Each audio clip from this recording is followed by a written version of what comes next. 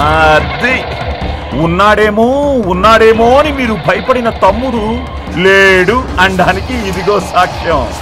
పేపర్లో public notice ఇప్పించా. Chennamaneni Rajeshwara Rao rice మిల్ను వారి కుమారుడైన నేను అమ్మబోతున్నాను.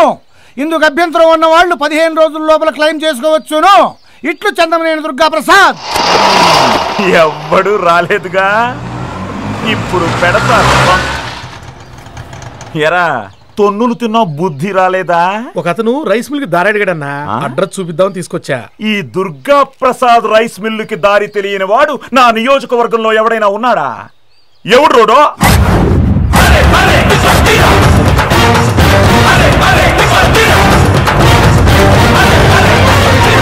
Hello brother, original suicide letter గానీ తెచ్చాడేమో. నేను అడిగానా?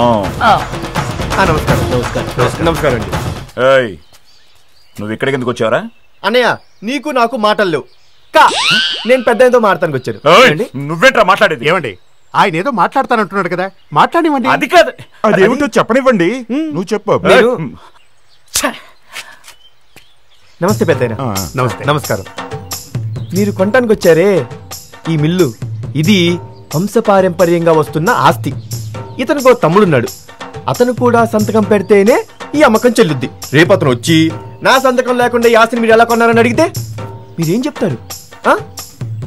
సపోజ్ నేనే చిన్నప్పుడే పారిపోయిన ఆయన తమ్ముడు శక్తి అనుకోండి. కాసేపు అనుకో అన్నయ్య. మీరు ఈ ఆస్తి కొన్నారే అనుకోండి. అప్పుడు నేను వచ్చి, ఏంట్రా ముసలోడా, లేరా బట్టతలనాయాలా, మా వాడికి ఎలాగో బుద్ధి లేదు. ఓకే, మీకేమైందిరా, మెదడు మోకాల్లోకి వచ్చిందా? రేయ్, ఒక ఆస్తి కొనే ముందు దానికి ఇంకో హక్కుదారుడున్నాడో లేదో తెలుసుకోకుండా కొనేస్తారా? ఎలా కొంటారు? రేయ్, కత్తెవరా, ఈ చేతోనే కదా సంతకం పెట్టింది, ఈ చేయ కదా నరికేస్తా అని అతను అడిగితే, అసలే వయసులో పెద్దవాళ్ళు ఈ వయసులో చేతులు కాళ్ళు పోతే కష్టం కదా.